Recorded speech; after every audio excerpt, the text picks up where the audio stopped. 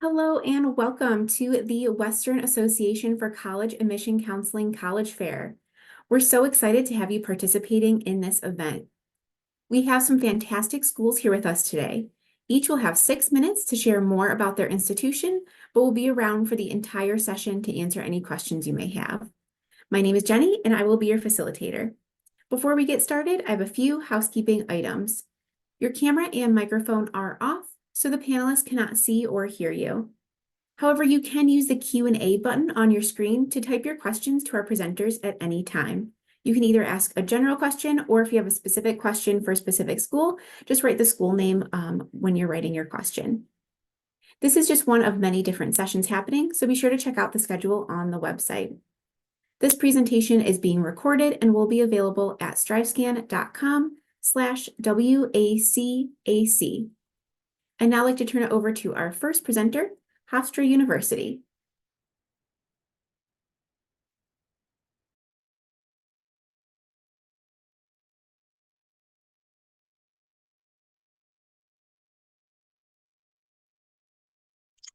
Hi, everyone. My first name is Jane, and I am from the admission office at Hofstra. I am the one who works with students from Southern California, and I'm actually sitting in a hotel room in Los Angeles at the moment. Thank you all so much for joining in and giving up some of your time this evening to actively listen and learn a little bit more, certainly about Hofstra, as well as the other 5 schools that you'll be hearing from. Hofstra is a medium-sized private university, a comprehensive university, located in New York. Our actual location in New York is exactly 25 miles east of New York City. We are in a very suburban residential environment.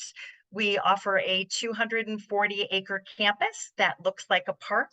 It also happens to be a registered arboretum, and it's the largest outdoor sculpture garden on Long Island. The 25-mile distance between campus and New York City is easily navigated by taking the train. The train ride takes approximately 45 minutes, and there are 2 train stations that are equidistant, about a 5-minute shuttle bus ride away from campus that you can utilize to take the train into New York City. If you think of Hofstra's campus at one end of a line and New York City at the other end of a line, know that at the midpoint between both of those happens to be JFK, John F. Kennedy Airport. So we are very easily accessible, albeit, as we all well know, a 5.5 to 6 hour flight from anywhere in California to get to us. But once you land at JFK, we are merely a 14-mile or about a 20-minute Uber ride away. So as I mentioned earlier, Hofstra is a medium-sized university. Our undergraduate population hovers at around 6,200 students. If you add in our graduates, so master's and PhD students, we also have a law school as well as a medical school. If you counted every single person who is a Hofstra student, that number nearly doubles. It's at about 12,000 students. Even though we're more medium-sized, I think we act and operate a lot more like a small college. So you'll see that the average class size at Hofstra is approximately 21. Classes typically do not exceed 35. So for most students, your Hofstra-sized classes very much resemble the classes that you are taking currently in high school. We do offer about 175 different undergraduate majors, the vast majority of which can also be taken as a minor. And at Hofstra, you do not need to declare or decide on a major until the end of your second year. This next slide is not meant to give you eye strain. Please don't even try to read it. It's just a visual depiction of the wide array of different majors at the university. Know that all of our majors are either housed or categorized in different colleges or schools within the university. So by example, the accounting major at Hofstra is housed within our Zarb School of Business. The Zarb School of Business is part of Hofstra University. So at Hofstra, we're big believers certainly in the academic side of your experience, but also in the social side of things. We want there to be a good balance between the two. So know that we are very much a residentially based campus community. More than 80% of our students choose to live on campus, and housing at Hofstra is guaranteed for all 4 years. Our students also are very participatory. They enjoy participating in clubs and organizations that are student run. They love giving of their time in the form of community service. So you can see that we have about 210 different student run clubs and organizations. We also offer 21 Division I athletic programs. We are one of a handful of colleges and universities across the country who have two mascots. Our mascots happen to be two lions. We have both a male lion as well as a female lion. And as a result, a group of lions is known as the Pride. So therefore, our athletic teams are known as the Hofstra Pride. Just a little bit of information to get you started in terms of the admission and the application process.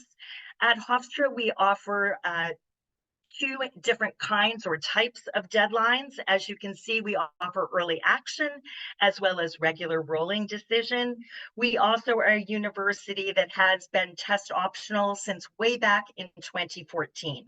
So we feel like we're pretty adept at reading applications that do not contain test scores, as we've been doing that for the last 10 years. And as you can see, right now it's about 64%. So way more than half of students are applying to Hofstra without submitting test scores. There is no disadvantage to that in our admission process. And we look in exactly the same way or manner at test optional and test sending students for the possibility of any kind of academic merit scholarship. Thank you so much for paying attention, for being here with us tonight. And I'm going to stop my screen sharing and we'll turn it over to the next colleague. Thank you so much. Participants, if you have questions for any of our schools here, please feel free to use that Q&A function at any time. You can specify a school or just ask a general question as well, and they'll be more than happy to answer. Up next, we have Missouri University of Science and Technology.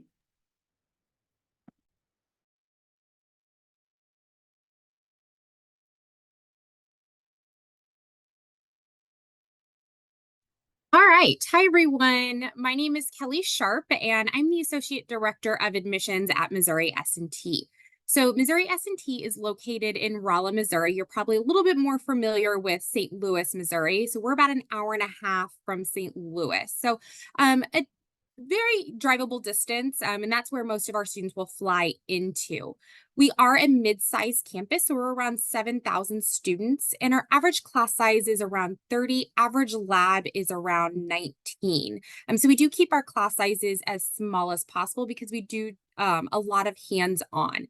And Rolla is about 20,000 people, so it's not too small, not too big.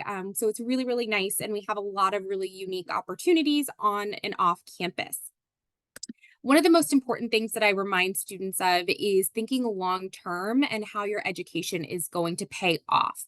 And that's something that we pride ourselves on at S&T. We really focus on that career placement and making sure our students get a good return on investment. So we're actually ranked as one of the top 10 for salary impact by the Wall Street Journal, and we were the only public institution on that list. We're one of the best places for career placement, and we're most known for our engineering. So we're ranked as one of the top engineering schools in the country. So you'll get a good value for your education, and it will pay off once you graduate. We do have 3 colleges. So we have our College of Arts, Science, and Education, or CASE for short. So this houses our sciences like physics, biology, chemistry, as well as our more liberal arts programs like our history, philosophy, our teacher certification, as well as our pre-professional programs, so our pre-med, pre-pharmacy.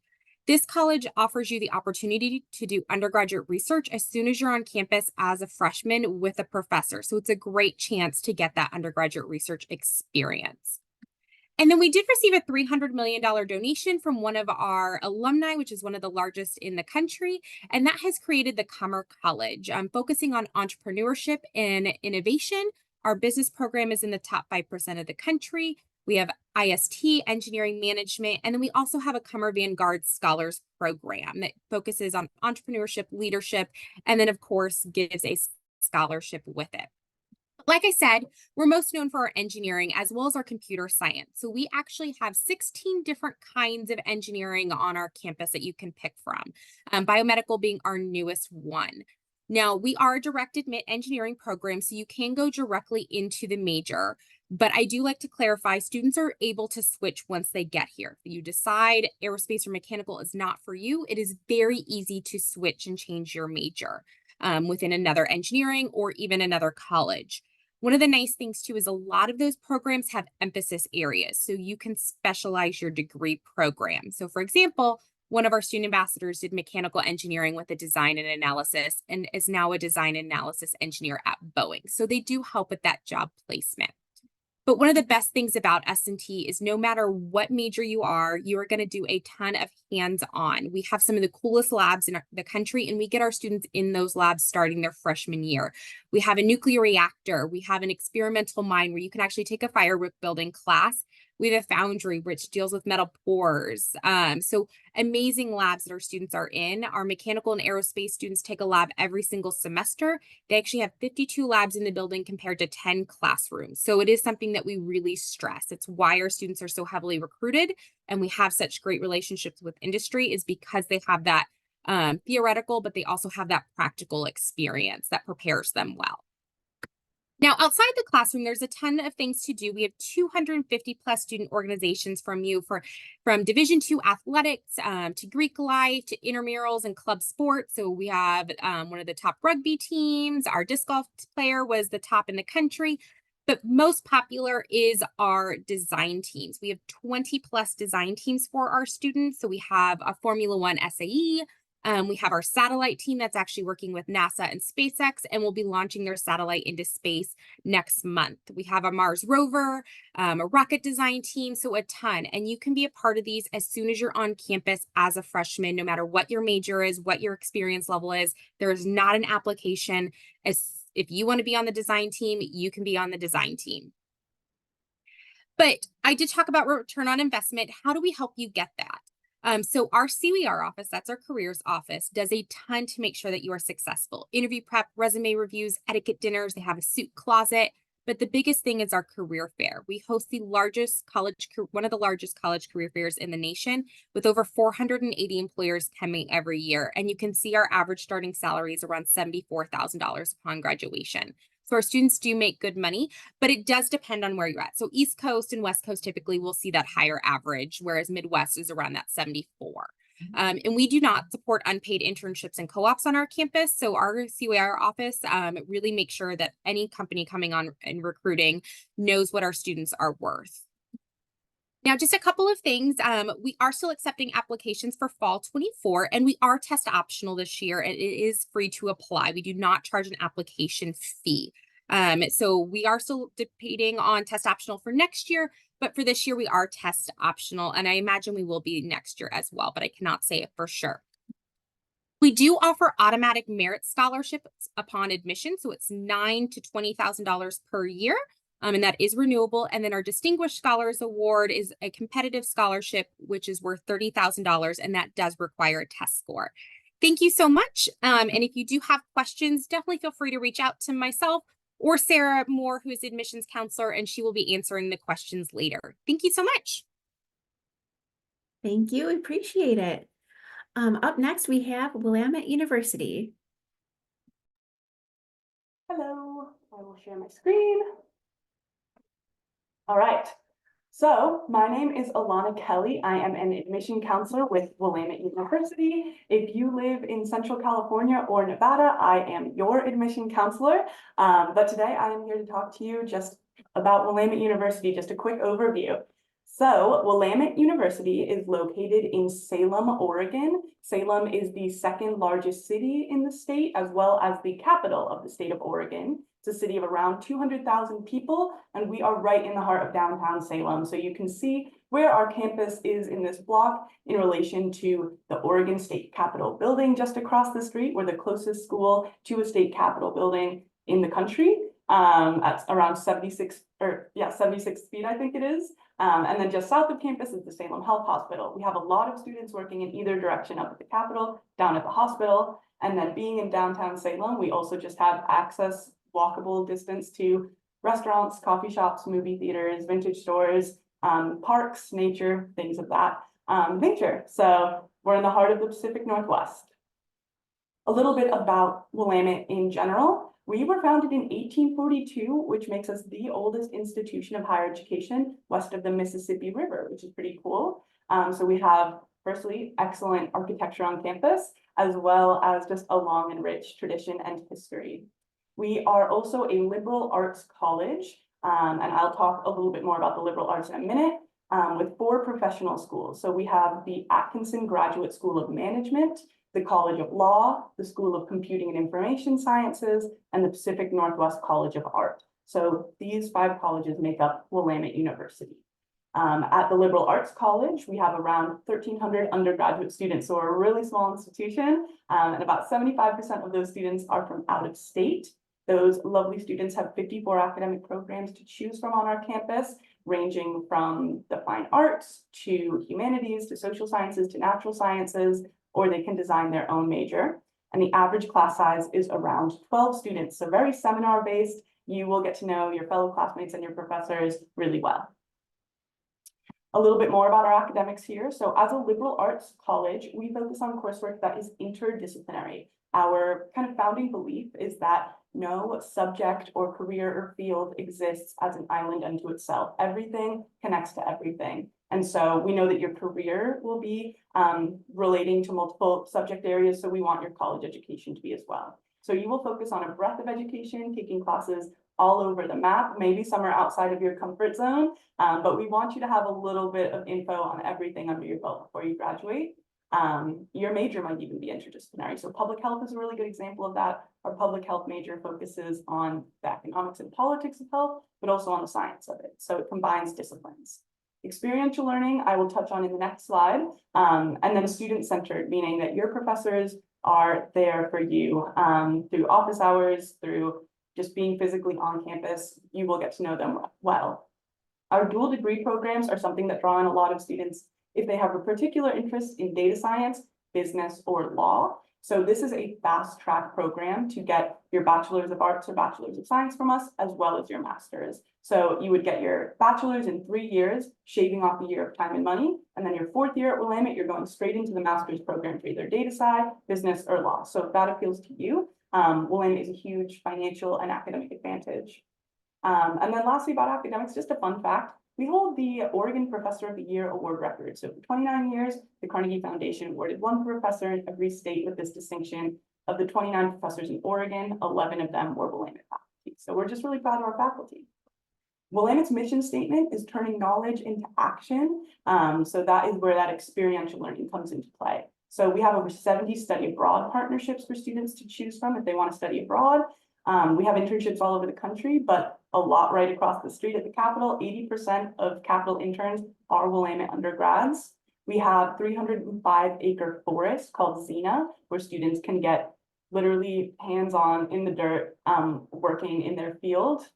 And then we also have students complete tens of thousands of hours of community service.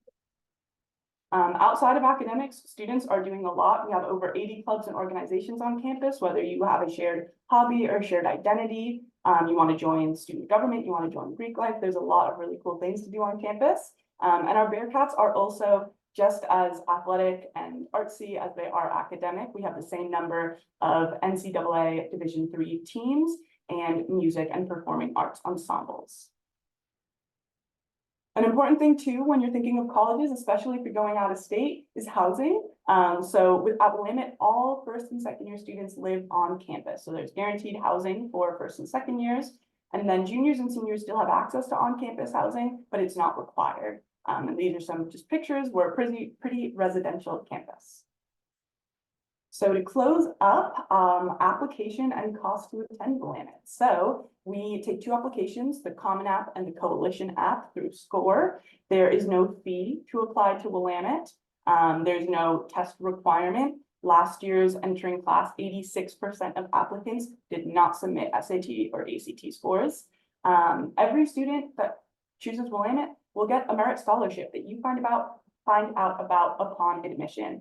You don't have to apply extra for them. You don't have to wait on them for a long time. You find out right away. And it's on a scale of 25 to 33,000 a year.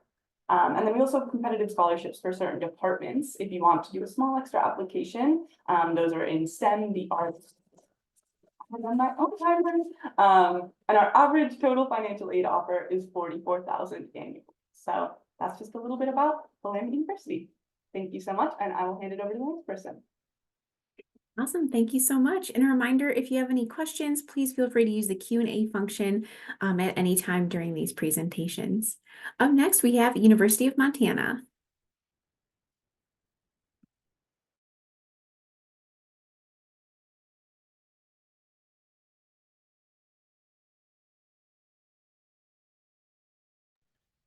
On the first screen. Hey everybody, my name is Sam and joining me today is Becca, and we are both University of, oh no, is it all working? No, it's not working. I think it's working. I don't know. We may be having some technical difficulties over here, but just bear with us as we get this going here. Of course, we experience technical difficulties as this begins, and we even did a test too. What do I do here, Becca? Unmute for a second. No worries. You can always just scroll through your PowerPoint if you need, instead of just doing large view. Looks like, yeah, it looks like we just are having an issue here, but I think we're just going to click through here. Yeah, we're going to go ahead and get started here. So let's just talk about exactly where Montana is, and we'll put us right on the map here. So we are located in the northwestern part of the country.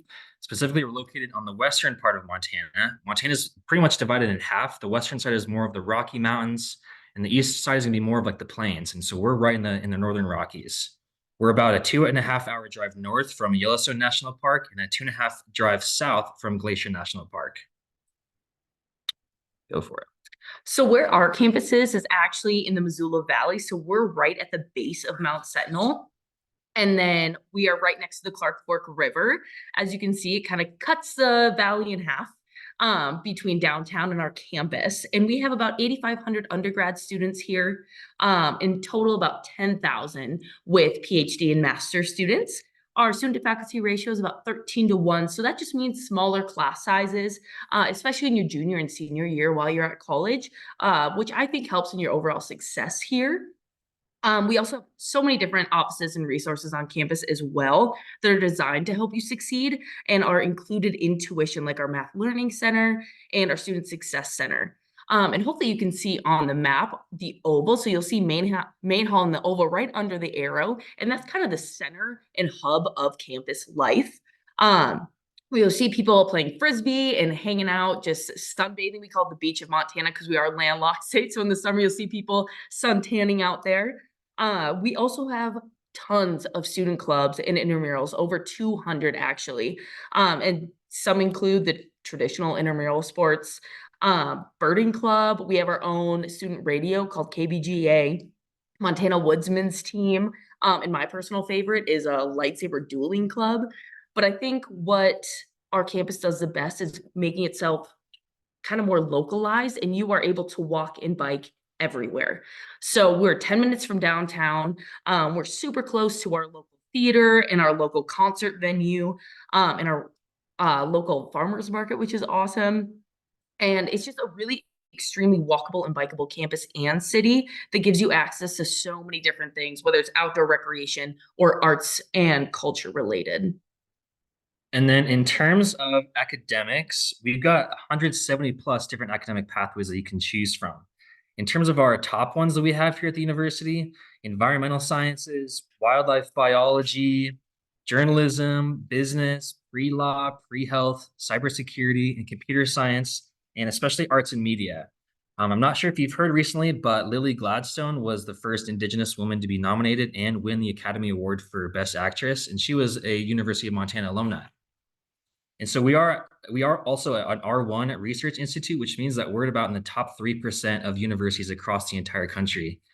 We very much value experiential learning, just making sure that students are able to put what they learn in the classroom and be able to put it to practical use once they're outside of the classroom. You can also take some really fun activity classes as well. Some of these involve kayaking, skiing, climbing, art classes, fly fishing classes, and even dodgeball. So this is just a look at our estimated cost of attendance. Obviously, coming from California, you're looking at the non-resident and WUI state or students, excuse me. So these prices are kind of subject to change depending on the year. They don't fluctuate too much, but they might change a little bit, especially the housing and food, depending on your style of living. But my favorite slide to talk about is how do we give you money? So right off the bat, you're going to be either given the WUI or the UMass scholarship. So that is our high school GPA based scholarship. So let's say you are coming from California and you have a 3.9 GPA, cumulative high school GPA. You are going to get the WUI tuition, which is about $18,888 toward tuition every year. And that is 4 years renewable and stackable. So that means you can apply for our scholarship portal that has about 300 scholarships within it, and get a handful of scholarships that way. And then you apply for FAFSA as well. So there's tons of different ways to earn money towards your education. And then in terms of next steps, seniors, if anything sounds interesting to you, my best encouragement is just to make an application, start an application with us, and then come visit us on campus. For juniors, I also encourage the same thing. Come and visit us. We've got an awesome campus experience tour here for you. We love showing people around on our campus. And if you're a sophomore and freshman, you're thinking about this, my encouragement is just take all the information that you're receiving from all these different schools and just explore your interests. But kind of at the end of the day, I really do think that in order to be the most successful student you possibly can when exploring all these different options, is just go to that campus and just see how you feel on that campus and make sure you're comfortable while you're there. We hear a lot of students that they feel comfortable on campus, and once you're here, you really know that this is the place for you. And then once you've already applied, and let's say you've been accepted, you can go ahead and just start working on that admitted student checklist and just keep making those things to solidify your commitment to the University of Montana. And yeah. So with that, we just want to say thank you. Thanks for bearing with us and our technical difficulties. And you can always call, email the admissions. We are happy to help in any way we can, and we'll be around to answer some questions in the chat. Thank you so much. Perfect. Thank you. We really appreciate it.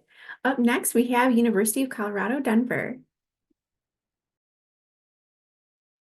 All right, perfect. Hello, everyone. My name is Grace Mulligan-Tick. I am representing University of Colorado, Denver. I am one of our admissions counselors. So a little bit about CU Denver. So we are part of that University of Colorado system. So we are going to be more of the urban campus. We are located right in the heart of downtown Denver. We're within walking distance of basically anything that you really want to do in Denver. We have all of our sports arenas within walking distance. Students get a lot of just kind of tickets there. We have our convention center, Center for Performing Arts, our art museum. I was more of a mountain girl myself. So we are about, I would say, maybe 18 to 20 minutes away from our beautiful Rocky Mountains. And then our closest ski resort is going to be about an hour and 15 minutes away, just depending on what I-70 is doing that day. So a really great opportunity not only to be obviously located in the heart of downtown Denver, but we are obviously located in the heart of Colorado as well, so you can get off campus. We are about 10,000 undergraduate students. 50% of our students make up students of color, first generation, 48% students are transfer students, and then 8% of our students are coming in either as veterans or from an active duty military family. So we do make up the most diverse research institution in the state of Colorado currently. We are also working on becoming the nation's first equity serving institution. So basically what that means is we are trying to make education work for all, regardless of where you're coming from, what your background is, everything along those lines. We want to meet you where you are so that you can be successful at CU Denver. Being 10,000 undergraduates, that makes us within that middle size range. But we do try to keep our class sizes generally on the smaller end as well, especially when we break up our schools and colleges, which we have 7. So we have about 120 to 130 different degree programs to choose from. You can just do a bachelor's degree, or you can do a bachelor's and a minor, just depends on what you would like to do. You do not have to decide what your major is until roughly your first semester junior year, if not at the latest your second semester junior. You can change your major at any time. It's very easy to do so. But if you do come in as a declared student, you will be located in one of our schools and colleges. A lot of them are going to have a lot of faculty that have been in the industry to some capacity. We have multiple different scholarship opportunities, research, study abroad, as well as internships in all of our schools. Because we try to keep our class sizes generally on the smaller end, I would say about that 17 to 20 person ratio per faculty member. That gives us an opportunity to really kind of get students to connect with our professors and other students so they can have as many opportunities as possible to get into the field that they are looking into. A little bit about cost of attendance. So we're looking at that roughly 17,832 for our WUI students, so California being one of them. That is automatically given to you. There's no other application or anything along those lines that you need to complete. That is just automatic to you if you put your address there. Room and board is not required for any students if you're coming in as a freshman through senior year. We do have on-campus living. That's generally what a lot of our students from out of state do. You're going to be living at City Heights. It's our roughly brand new residence hall that just opened up fall of 2021. We can house about 555 freshmen. We do have either like clusters or little floors for students who are in the same major or college, so you can connect with those students there to kind of gain that community. We do also have a lot of events happening on campus within that residence hall to get you acclimated onto campus. If you do choose to live on campus, it's roughly going to be that $14,000 range for the year. That is including that entire year of room and board, as well as your meal plan. But as I said, you are not required to live on campus at any time. Being an urban institution, we do have access to a bunch of different housing options, whether it be apartment, townhome, house. We understand that Colorado is one of the more expensive states to live in, so we really want to make sure that it's accessible to you, regardless of what your financial situation is. A little bit about our application. So our summer and fall 2024 applications are currently open. And then if you are a junior, all of the 2025 applications will open up August 1st. For our freshman incoming students, you will apply either through Milo's application. So that's our just general CU Denver application, or we are also on the Common App. We are test optional like many schools, so we do not require test scores to be sent in. It does not affect your admission status, nor does it affect any scholarships or grants coming through. We do, however, need your unofficial or in progress high school transcripts, so just send that to me whenever you can. If you have dual enrollment classes, so courses that you have taken either at your local community college, university, if it's AP or IB scores, anything along those lines, we don't need it for you to get an admissions decision, but we will need it if you would like college credit for those classes. So just depending on where you fall there. We do want you to apply for financial aid. We do accept the FAFSA at any time. Sooner rather than later would be fantastic. We are going to start rolling out our admissions award letters come middle of May, since we're getting our FAFSA information just a tad later this year. You can also apply to any scholarships or grants once you submit that application. So you have opportunities to go there. We are typically getting a decision within that 4 to 6 week time frame. So we hopefully will email it pretty soon to you. But that's going to be my presentation. Thank you so much. Fantastic, thank you. And last but certainly not least, we have UC Santa Cruz. All right, thank you very much. Let me share my screen.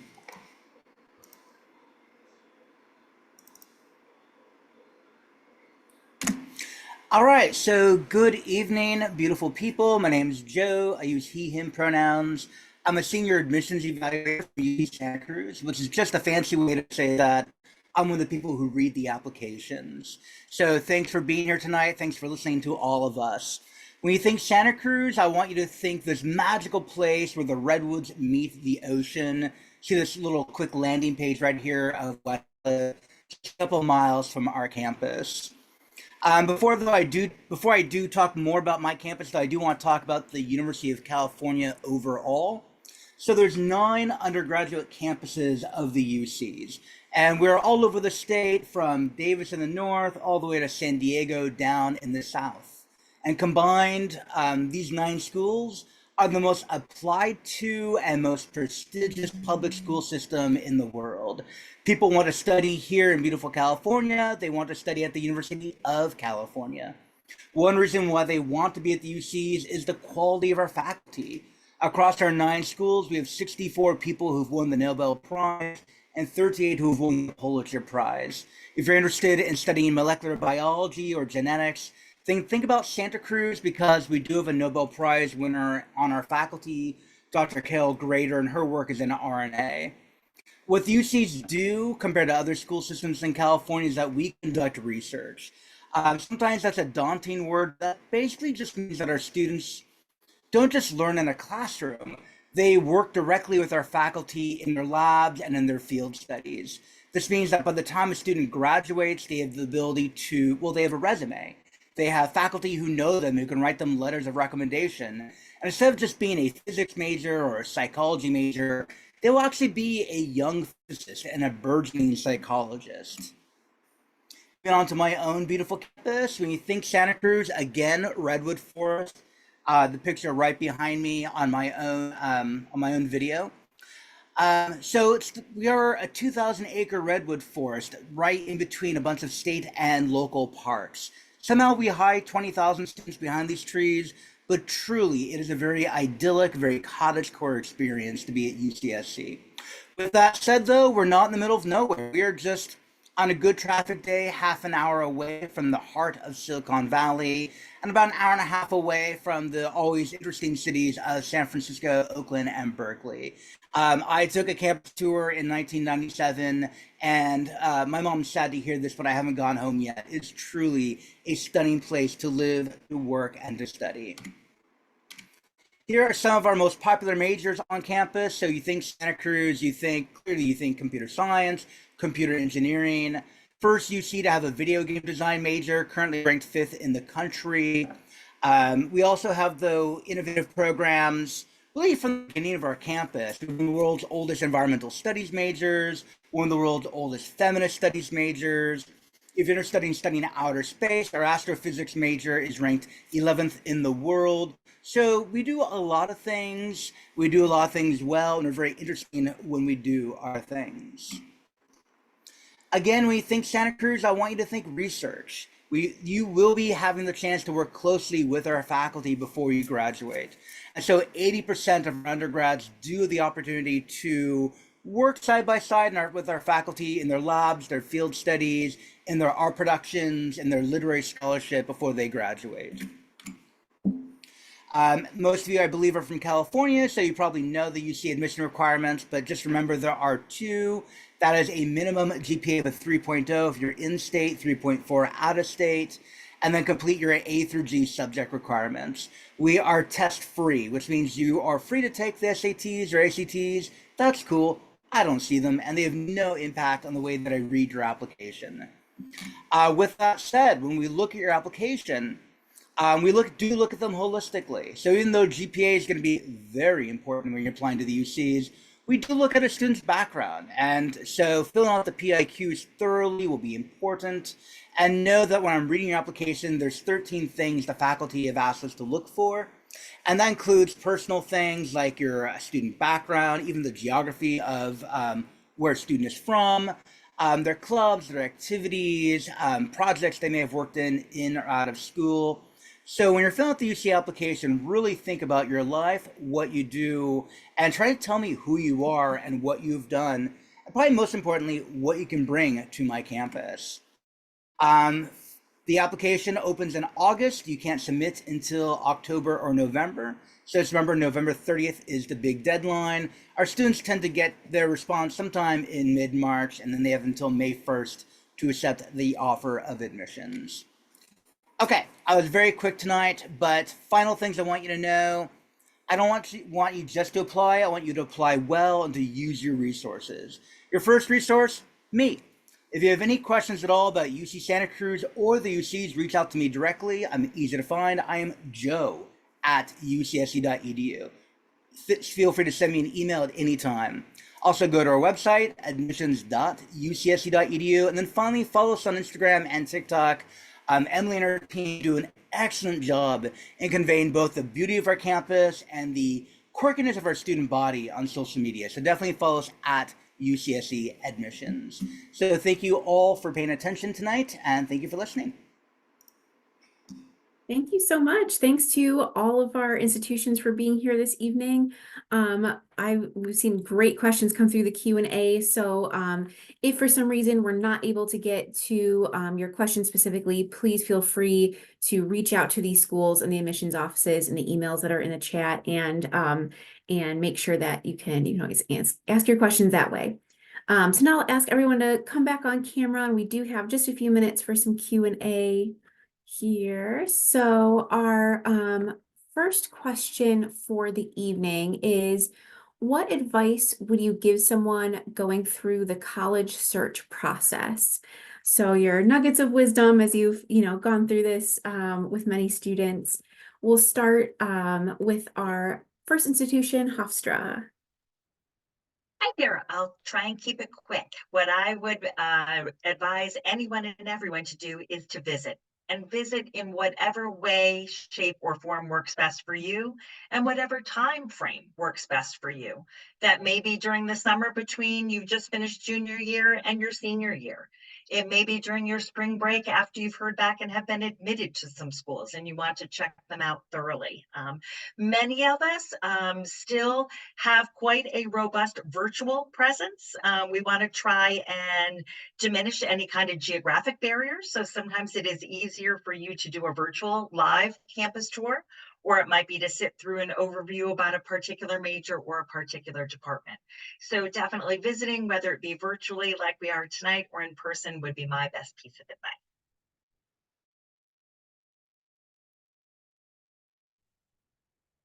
I'll go next. I'm with Missouri University of Science and Technology, and to follow up with what Jane mentioned, a great opportunity when you are visiting is to try a summer camp. I would guess that each and every one of us offers some great opportunities there. Most of us will have our special camps that we offer that are rather unique. For us, I guess our most popular camp, we have an explosives camp. I think it's the only one in the country, and the students get quite excited about that. They really have a lot of fun. We are very hands-on at our school, so many of our camps have to do with engineering, computer science, the STEM disciplines, and I'm sure each of us have great opportunities there.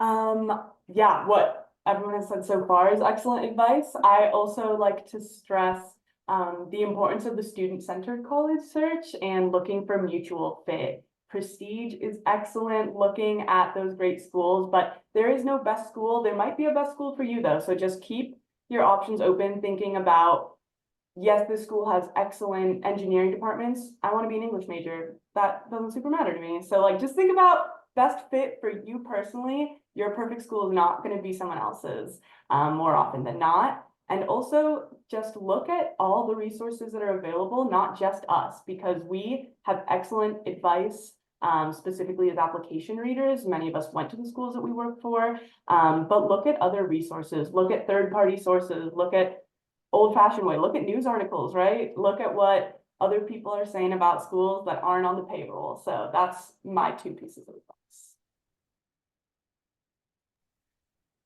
I would say shop around, truly. Get your feet physically on as many campuses as you can, because some campuses might surprise you.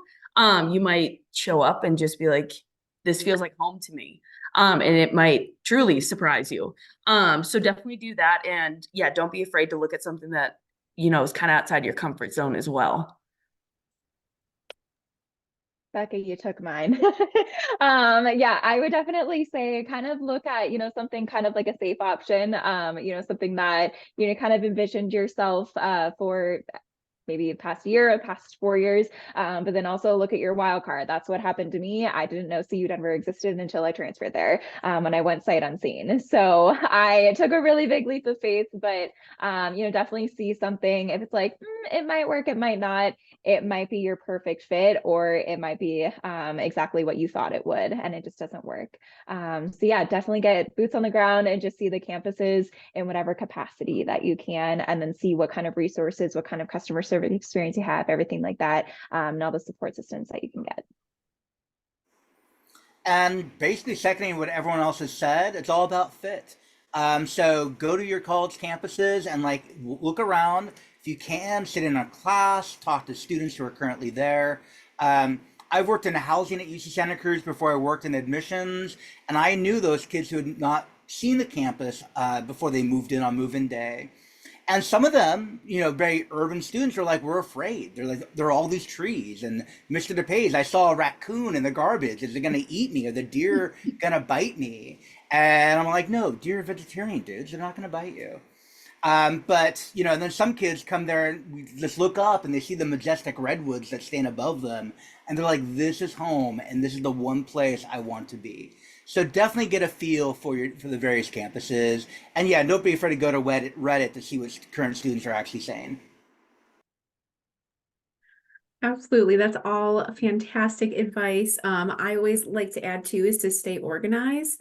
Have like spreadsheets, notes app, however is best for you, notebooks, stay organized. You heard from different institutions here today. They all had different dates and deadlines and requirements. So stay organized, and be checking your email. Hopefully you're using a professional sounding email, maybe your first name dot last name or something. I think, that's always good to have something dedicated that like your Sephora ads or coupons aren't like going to that and you're missing out on important dates and deadlines. So I always like to jump in with that too. But we are just slightly over time, so I will end there today. But thank you so much, everyone, for joining us. We really appreciate it. When you close this window, there will be a link to a very quick 5-question survey. So we'd appreciate any feedback that you can provide. And we encourage you to check back to the schedule and sign up for more sessions that are happening in just a few minutes. You'll be able to find this session's recording as well as all of the other session recordings at strivescan.com/WACAC. Thanks so much and have a great evening. Best of luck on your college search.